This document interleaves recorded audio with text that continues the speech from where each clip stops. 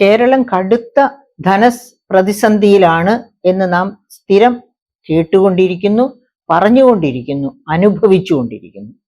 അപ്പോഴിതാ അതിനൊരു മറുമരുന്നുമായി ഗവൺമെന്റ് പുറപ്പെട്ടിരിക്കുന്നു. എന്താണ് ആ മറുമരുന്ന് എന്നല്ലേ? അതായത് വിഭവ സമാഹരണ യജ്ഞം.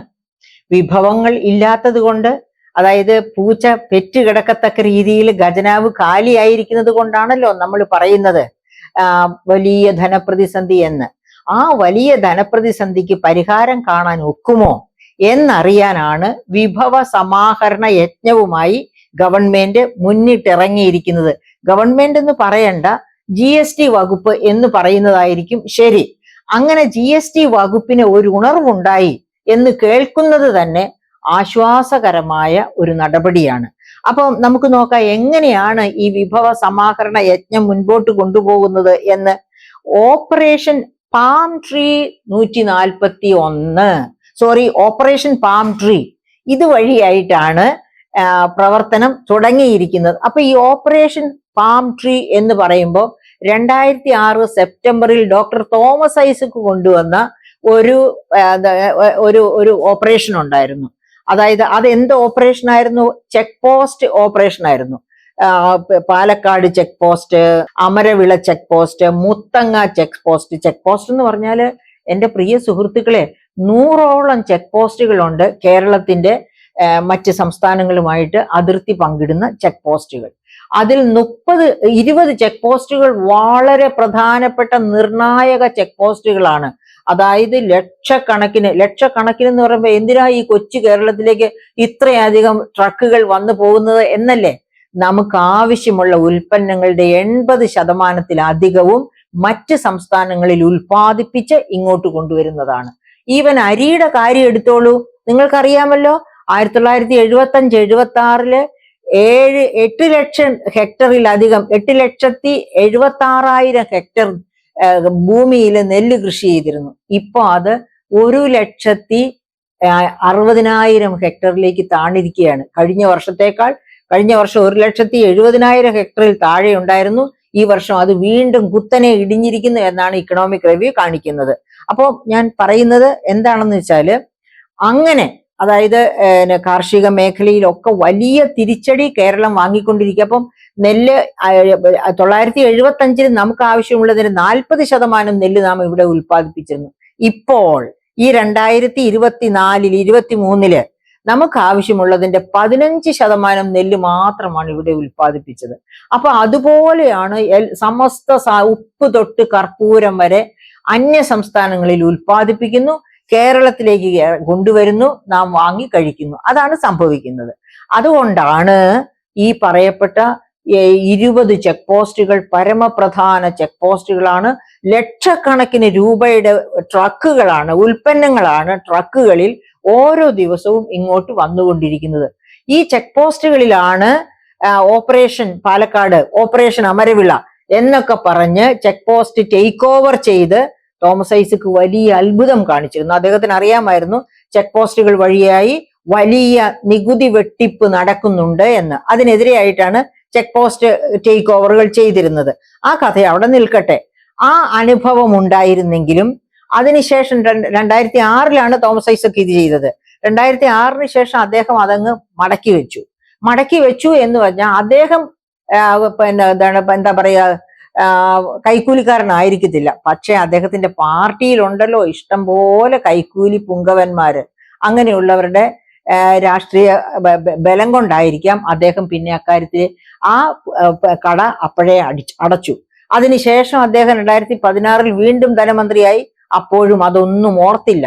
പക്ഷെ 2016 മന്ത്രിസ്ഥാനം ഒഴിയുന്നതിന് തൊട്ട് മുൻപ് കേരളത്തിൽ ഒരു സംഭവം ഉണ്ടായി. നിങ്ങളൊക്കെ അത് മറന്നു കാണും, പക്ഷെ ഞാനത് മറന്നിട്ടില്ല കേട്ടോ. ഏതാണെന്നറിയാമോ? പെരുമ്പാവൂർ ബേസ്ഡ് ആയിട്ടുള്ള പ്ലൈവുഡ് കമ്പനി. കുറെ ആൾക്കാരുടെ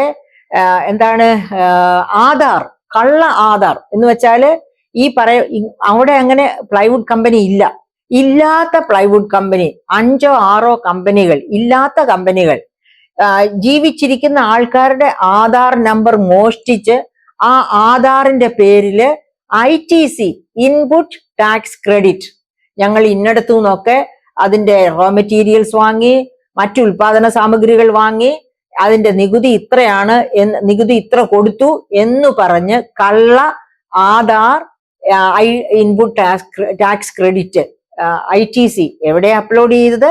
GST പോർട്ടലിൽ അപ്ലോഡ് ചെയ്തു. എന്നിട്ട് എങ്ങനെ കണ്ടുപിടിച്ചു? ഏതായാലും ഡോക്ടർ ഐസക് ഇറങ്ങുന്നതിന് മുൻപ് അത് കണ്ടുപിടിച്ചു. 5 കോടിയുടെ കള്ള ITC ആണ്, ഫേക്ക് ITC ആണ് അന്ന് കണ്ടുപിടിച്ചത്. അപ്പോൾ അന്ന് കൃത്യമായിട്ട് അറിയാമായിരുന്നു ഈ ഫേക്ക് ITC എങ്ങനെയൊക്കെയാ ഫേക്ക് ITC ഉണ്ടാക്കുന്നത്. കള്ള ആധാർ കാർഡ് വെച്ച്, അതുപോലെ കള്ള ഫാസ്ടാഗ്, അതായത് ഒരു വണ്ടി, ഒരു ട്രക്ക് ആയിരിക്കത്തില്ല, ഒരു ട്രക്കിന്റെ ഫാസ്ടാഗ് ഇങ്ങെടുക്കും, എന്നിട്ട് ഒരു കാറിൽ അത് വെക്കും. അത് വെച്ചിട്ട് ആ ഫാസ്ടാഗും കൊണ്ട്, അതായത് എത്ര കിലോമീറ്റർ ഓടി എന്നൊക്കെയുള്ളത് വളരെ ക്ലിയർ ആയിട്ട് ഫാസ്ടാഗിൽ രേഖപ്പെടുത്തപ്പെടും. അങ്ങനെ ആ ഫാസ്ടാഗ് വെച്ചുകൊണ്ട് കേരളത്തിൽ നിന്ന് ഗുജറാത്തിലേക്കോ അല്ലെങ്കിൽ മറ്റെവിടെയെങ്കിലും ദൂരസ്ഥലത്തേക്കോ കൂടി അത് മുഴുവനും ട്രക്ക് ലോഡ് ഓഫ് ഉൽപ്പന്നവുമായിട്ടാണ് പോയത് എന്ന് കാണിച്ച് ITC ക്ലെയിം ചെയ്യും. ഇതൊക്കെയാണ് ഈ കള്ള ഫാസ്ടാഗുകൾ വെച്ച് പോകുന്നവർ ചെയ്യുന്നത്. അങ്ങനെ കള്ള ഫാസ്ടാഗ്, കള്ള ആധാർ നമ്പർ, ഈ തരത്തിലൊക്കെയാണ് ഈ ഇല്ലാത്ത കമ്പനികൾ ഉൽപ്പാദിപ്പിക്കാത്ത ഉൽപ്പന്നത്തിന്, ചെലവഴിക്കാത്ത ചെലവുകൾക്ക് ഇൻപുട്ട് ടാക്സ് ക്രെഡിറ്റ് എന്ന് പറഞ്ഞ് GST പോർട്ടലിൽ വഴിയായിട്ട് പണം എടുക്കുന്നത്. അങ്ങനെ ഈ പറയപ്പെട്ട ഇവിടെ ആ രീതിയല്ല, ഇവിടെ വേറെ രീതിയാണ്. എന്തായാലും സംഗതി ഏകദേശം ഒരുപോലെ തന്നെയാണ്. തെറ്റായിട്ട്, അതായത് ആക്രി ബിസിനസ് നടത്തുന്നു, അവര് ഇൻപുട്ട് ടാക്സ് ക്രെഡിറ്റ് ഏതൊക്കെ തരത്തിലാണ് എന്നുള്ളത് ഇനി അതിന്റെ ഡീറ്റെയിൽസ് പുറത്തു വന്നാലേ നമുക്ക് അറിയാൻ പറ്റുകയുള്ളൂ. അപ്പൊ അങ്ങനെ കള്ളത്തരത്തിൽ ഇൻപുട്ട് ടാക്സ് ക്രെഡിറ്റ് വഴിയായിട്ടാണ് 209 കോടി ടാക്സ് ആയിട്ട് ഖജനാവിൽ വരേണ്ടിയിരുന്നതാണ് നഷ്ടപ്പെട്ടത്. അത് അത്രയും കണ്ടെത്തിയിരിക്കുന്നു ഇനി. അപ്പൊ ഈ വലിയ പർവ്വതത്തിന്റെ ഒരു ചെറിയ ഭാഗമായിരിക്കാം ചിലപ്പോൾ ഇപ്പോൾ കണ്ടെത്തിയത്. കാരണം പല പ്രാവശ്യം, എല്ലാ തവണയും ബജറ്റ് വരുന്നതിന് മുൻപ് എങ്ങനെയാണ് ബജറ്റിൽ കാര്യങ്ങൾ അതായത് ഈ വരുമാന സമാഹരണ യജ്ഞത്തിൽ എങ്ങനെയാണ് എന്നെ പോലുള്ളവർക്ക് പങ്കുചേരാൻ പറ്റുക എന്ന് കരുതി ഒരുപാട് കാര്യങ്ങൾ, ഇത്തരം നിർദ്ദേശങ്ങൾ ചൂണ്ടിക്കാണിക്കാറുണ്ട്. ഇതിനെയൊക്കെ അപ്പൊ ഇതിനെയൊക്കെ എന്ന് പറയുമ്പോൾ ഞാൻ അതിനൊരു ആമുഖം കൂടി പറഞ്ഞോട്ടെ. അതായത് 2017 ഗുഡ്സ് ആൻഡ് സർവീസസ് ടാക്സ് അഥവാ GST കൊണ്ടുവരുന്നത്. അതേ വർഷം തന്നെ, അതായത് ചെക്ക് പോസ്റ്റുകളെല്ലാം ഡിസപ്പിയർ ചെയ്യുന്നു GST വന്നതോടെ. ചെക്ക് പോസ്റ്റിൽ പരിശോധനയില്ല, ചെക്ക് പോസ്റ്റ് വഴി ആർക്കും എന്തും കൊണ്ടുപോകാം, അങ്ങനെ വന്നു. അങ്ങനെ വരുമ്പോൾ എല്ലാവർക്കും അറിയാമായിരുന്നു ഈ രാജ്യത്ത് മുഴുവനുള്ള കള്ള വ്യാപാരി വ്യവസായികൾ ഒത്തിരി പേരുണ്ട്, അവരെല്ലാവരും ഇതുപോലെ നികുതി വെട്ടിക്കും എന്നറിയാമായിരുന്നു. അതുകൊണ്ട് കേന്ദ്ര government national anti profiteering authority of India, ഞാൻ ഒന്നോടെ റിപ്പീറ്റ് ചെയ്യട്ടെ, നിങ്ങളിൽ ആരെങ്കിലും സിവിൽ സർവീസ് ചെയ്യുന്നുണ്ടെങ്കിൽ ഓർത്തിരിക്കാൻ വേണ്ടി, national anti profiteering authority of India എന്നൊരു ദേശീയ ഇൻസ്റ്റിറ്റ്യൂഷൻ, അതോ വെറും ഇൻസ്റ്റിറ്റ്യൂഷൻ അല്ല, സെമി ജുഡീഷ്യൽ പവർ ഉള്ള ഇൻസ്റ്റിറ്റ്യൂഷനാണ്, അതിനെ വയ്ക്കുന്നു, അതിന് ജീവൻ കൊടുക്കുന്നു. അങ്ങനെ ജീവൻ കൊടുത്തു കഴിഞ്ഞിട്ട് അതിന്റെ ഓരോ വലിയ ഭാഗം, അതായത് ഓരോ വലിയ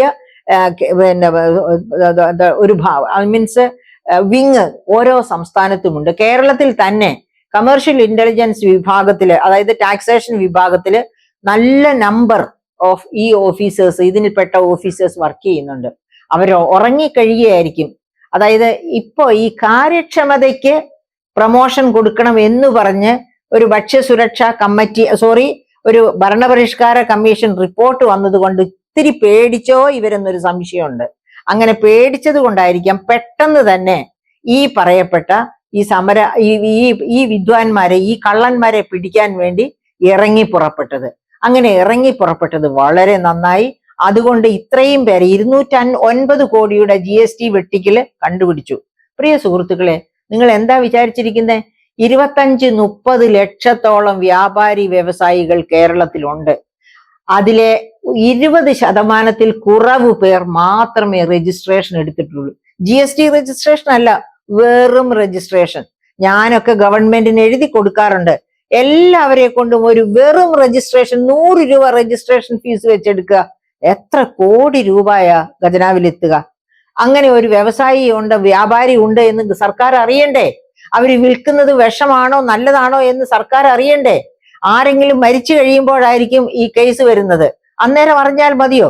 അതുകൊണ്ട് A to Z, ചെറുത് മുതല്, അതായത് അമീബയുടെ സൈസ് ഉള്ളത് മുതല് ഏറ്റവും വലിയ സൈസ് ഉള്ളവൻ വരെയുള്ള മുഴുവൻ വ്യാപാരി വ്യവസായികളും രജിസ്ട്രേഷൻ എടുത്തിരിക്കണമെന്നൊരു നിയമം കൊണ്ടുവന്നാൽ എന്ത് അപകടമാ അതിലുള്ളത്? ഓരോന്നിന്റെയും എക്സിസ്റ്റ് ചെയ്യുന്നു എന്ന് ഉറപ്പ് വരുത്തുക, അതൊരു സർക്കാരിന്റെ ബാധ്യതയല്ലേ? അങ്ങനെ എഴുതി കൊടുക്കാറുണ്ട്. പക്ഷെ ഇപ്പോഴും ഒരു 80% പേരും ഈ വ്യാപാരി വ്യവസായികളും രജിസ്ട്രേഷൻ എടുക്കാതിരിക്കുകയാണ്. അതുകൊണ്ടാണ് ഇങ്ങനെ ഒരു പരിശോധനയ്ക്ക് ഇറങ്ങുമ്പോൾ അത് ഇത്ര വലിയ, അതായത് വാലല്ലാത്തതെല്ലാം അളയിലായി എന്ന് പറയുന്നത് പോലെ ഇപ്പൊ അതിന്റെ വാല് മാത്രമേ കണ്ടുപിടിച്ചിട്ടുണ്ടാവൂ, ബാക്കി എല്ലാം അളയിൽ തന്നെ കിടക്കുകയാണ്. ആ അളയിലേക്ക് ഇവർ കയറി ചെല്ലട്ടെ, ഈ പറയപ്പെട്ട ഉദ്യോഗസ്ഥ വൃന്ദം. അങ്ങനെ കയറി ചെല്ലുമ്പോൾ വിഭവ സമാഹരണത്തിൽ അതൊരു വലിയ റവല്യൂഷണറി സ്റ്റെപ്പായിട്ട് മാറും. നമ്മുടെ ഖജനാവ് നിറയും. അതിന് ഞാൻ വേറൊരു ഉദാഹരണം കൂടി പറയാം. നമ്മൾ പറയുന്നല്ലോ ഇത്ര 4-5 ലക്ഷം സർക്കാർ ജീവനക്കാർ എന്ന് പറയുന്നുണ്ട്. ഓർക്കുക, സംസ്ഥാന ഗവൺമെന്റിന് 36 പ്രധാന വകുപ്പുകൾ ഉണ്ടെന്നാണ് ഞാൻ മനസ്സിലാക്കിയിരിക്കുന്നത്. ആ 36 പ്രധാന വകുപ്പുകൾക്കും ഉപവകുപ്പുകളായി 72 മറ്റേ എല്ലാം കൂടിയുണ്ട്. ഈ വകുപ്പുകളിലൊക്കെ ചിതറിക്കിടക്കുകയാണ് നികുതി ഇതര വരുമാനം. നികുതി വകുപ്പിന്റെ കസ്റ്റഡിയിലാണെങ്കിൽ നികുതി ഇതര വരുമാനം എന്ന് പറയണ ഇങ്ങനെ നിരവധി വകുപ്പുകളിലായിട്ട് ചിതറി കിടക്കുകയാണ്. അപ്പൊ എങ്ങനെയാണ് നികുതി ഇതര വരുമാനം വർദ്ധിപ്പിക്കാൻ കഴിയുക? എല്ലാ വകുപ്പുകളും ഒരുപോലെ കാര്യക്ഷമമായി ശ്രദ്ധയോടെ മുന്നേറിയാൽ മാത്രമാണ്. ഞങ്ങൾക്ക് ശമ്പളം മാത്രം കിട്ടിയാൽ മതി, കിമ്പളത്തിന്റെ ആവശ്യമില്ല. ശമ്പളം കിട്ടണമെങ്കിൽ ഖജനാവ് നിറയണമെങ്കിൽ നികുതി ഇതര വരുമാനം കൃത്യമായിട്ട് ഖജനാവിൽ എത്തണം എന്ന ആ ധാർഷ്ട്യത്തോടു കൂടി ഈ പറയപ്പെട്ട വകുപ്പുകളിലെ എല്ലാം ഉദ്യോഗസ്ഥർ, അതുമായിട്ട് ബന്ധപ്പെടുത്തിയിരിക്കുന്ന ഉദ്യോഗസ്ഥർ പ്രവർത്തിക്കാൻ തുടങ്ങിയാൽ വലിയ മാറ്റം നമ്മുടെ ധനപ്രതിസന്ധിയിൽ ഉണ്ടാകും. അതായത് നികുതി വരുമാനവും നികുതിയേതര വരുമാനവും ഒരുപോലെ സമാഹരിക്കാൻ നമുക്ക് കഴിയണം. ഇപ്പൊ നികുതിയേതര വരുമാനം കേരളത്തിൽ എത്രയാണ് കിട്ടുന്നതെന്നറിയാമോ? സംസ്ഥാനത്തെ ആകെ റവന്യൂ വരുമാനത്തിന്റെ 10% താഴെയാണ് നികുതിയേതര വരുമാനം. പ്രിയപ്പെട്ട സുഹൃത്തുക്കളെ, ലോക ശരാശരി, അതായത് ലോക ബാങ്ക് നടത്തിയ ഒരു പഠനം, 168 രാജ്യങ്ങളെ വെച്ച് നടത്തിയ പഠനത്തിൽ ലോക ശരാശരി നികുതി ഇതര വരുമാനം 39%. അതായത് ഓരോ രാജ്യത്തിന്റെയും റവന്യൂ വരുമാനത്തിന്റെ 39% നികുതി ഇതര വരുമാനമാണ് എന്നാണ് ഞാൻ പറഞ്ഞത്. ആ വരുമാനം കേരളത്തിൽ എത്രയാണ്? 10% താഴെ. ഈ 10% താഴെയുള്ളതിനെ 39%-ലേക്കോ 40%-ലേക്കോ, അതായത് ഈ ശരാശരി 39% എന്ന് പറയുമ്പോൾ 50%-ൽ മുകളിൽ കിട്ടുന്ന രാജ്യങ്ങൾ കാണും, 30%-ൽ താഴെ കിട്ടുന്ന രാജ്യങ്ങളും കാണും. പക്ഷെ കേരളത്തെ പോലെ ഉള്ള രാജ്യങ്ങൾ വളരെ കുറച്ചായിരിക്കും. അപ്പൊ നമ്മൾ എന്താ വേണ്ടത്? നമ്മുടെ നികുതിയേതര വരുമാനം സമാഹരിക്കണം എന്നുണ്ടെങ്കിൽ ഈ 36 വകുപ്പുകളിലെ ഉദ്യോഗസ്ഥരും സടകുടഞ്ഞെഴുന്നേക്കണം. ഞാൻ പ്രവർത്തിച്ചാലേ എന്റെ വകുപ്പിലേക്ക് വരേണ്ട നികുതിയേതര വരുമാനം വരൂ എന്ന് ഉറപ്പാക്കണം. ഉദാഹരണത്തിന് ഫോറസ്ട്രി ആൻഡ് വൈൽഡ് ലൈഫ്, എന്തൊക്കെ തരത്തിലാണ് അവരുടെ വരുമാനം വരേണ്ടത്?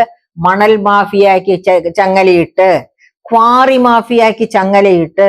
അതാ നിങ്ങൾ ഓർമ്മിക്കുന്നുണ്ട്, ഫോറസ്റ്റ് റിസർച്ച് ഇൻസ്റ്റിറ്റ്യൂട്ട് തൃശൂർ എന്താണ് കണ്ടെത്തിയിരിക്കുന്നത്? 845 ക്വാറികൾ കേരളത്തിൽ പ്രവർത്തിക്കുന്നു. നിങ്ങൾ മൈനിങ് ആൻഡ് ജിയോളജി വകുപ്പിനോട് ചോദിച്ചു നോക്കൂ, എത്ര ക്വാറികൾ രജിസ്റ്റർ ചെയ്തിട്ടുണ്ടെന്ന്. അവര് പറയും 600-ൽ താഴെ ക്വാറികൾ എന്ന്. അപ്പൊ ഈ 845 ക്വാറികൾ പ്രവർത്തിക്കുന്നിടത്ത് 600-ൽ താഴെ ക്വാറികളിൽ നിന്നുള്ള വരുമാനമേ സംസ്ഥാന ഖജനാവിൽ എത്തുന്നുള്ളൂ എന്ന് പറഞ്ഞാൽ ബാക്കി മുഴുവനും കിമ്പളക്കാര് കൊണ്ടുപോകുന്നു എന്നാണ് സുഹൃത്തുക്കളെ അർത്ഥം. അങ്ങനെ നോക്കുമ്പോൾ അതിന്റെ അനർത്ഥം എന്താണെന്ന് നിങ്ങൾ മനസ്സിലാക്കണം. അതായത് കേരളം മഴുവെറിഞ്ഞ് വന്നു എന്നാണ് പരശുരാമൻ പറഞ്ഞിരിക്കുന്നത്. പക്ഷേ ഈ നമ്മുടെ ശാസ്ത്രജ്ഞർ പറയുന്നത് എന്താണെന്നറിയാമോ? പണ്ട് വെസ്റ്റേൺ ഗാട്സില് വലിയ വോൾക്കാനിക് ഇറപ്ഷൻ ഉണ്ടായപ്പോൾ വോൾക്കാനോ കടലിൽ പതിച്ച് അത് ഖരരൂപം പൂണ്ടാണ് കേരളം ഉണ്ടായത് എന്ന് പരശുരാമൻ മഴുവെറിഞ്ഞതിനേക്കാൾ വിശ്വസിക്കാവുന്നതല്ലേ ഇത്? അങ്ങനെയല്ലേ വിശ്വസിക്കാവുന്നത്? ഞാൻ വിശ്വസിക്കുന്നത് വോൾക്കാനിക് ഇറപ്ഷൻ മൂലം അറബിക്കടലിൽ നിന്ന് ഒരു തുരുത്തുപോലെ കേരളം വന്നു എന്നാണ് ഞാൻ വിശ്വസിക്കുന്നത്. ഈ വോൾക്കാനിക് ഇറപ്ഷൻ കടലിൽ വീണ് ഘനീഭവിച്ചുണ്ടായ കേരളം, അതിനെ കടലിലേക്ക് തന്നെ വിടാനാണ് ഈ ക്വാറി മാഫിയ ശ്രമിക്കുന്നത് കേട്ടോ. എല്ലാവരും ശ്രദ്ധിക്കുക. ഈ കൊച്ചു കേരളത്തിൽ ഇങ്ങനെ നമുക്ക് മുൻപോട്ട് പോകാൻ കഴിയണമെങ്കിൽ ക്വാറി മാഫിയക്ക് നമ്മൾ ചങ്ങലയിടണം. ഇനി വെട്ടുന്ന ക്വാറികളുടെ വരുമാനം ഖജനാവിൽ എത്തണം. അത് കിമ്പളമായിട്ട് പോകരുത്. അത് പോലീസുകാർക്കും രാഷ്ട്രീയക്കാർക്കും മറ്റേ ഭരണത്തിലിരിക്കുന്നവർക്കും ഒക്കെ ഇഷ്ടദാനമായിട്ട് കൊടുക്കേണ്ടതല്ല. ആ വെട്ടിപ്പോകുന്ന കല്ലിന്റെ വില പിന്നെ റോയൽറ്റി, അതിനെ റോയൽറ്റി എന്നാണ് പറയുക. ആ റോയൽറ്റി ഖജനാവിലാണ് എത്തേണ്ടത്. പ്രിയപ്പെട്ട സുഹൃത്തുക്കളെ, നാം നമ്മുടെ ചുറ്റുപാടുമുള്ള ക്വാറികളെ ശ്രദ്ധിച്ചാൽ നമുക്ക് അറബിക്കടലിലേക്ക് മുങ്ങി താഴേണ്ടി വരില്ല. ഭൂമിയിൽ തന്നെ ജീവിക്കാൻ പറ്റും. ശ്രദ്ധിക്കുക.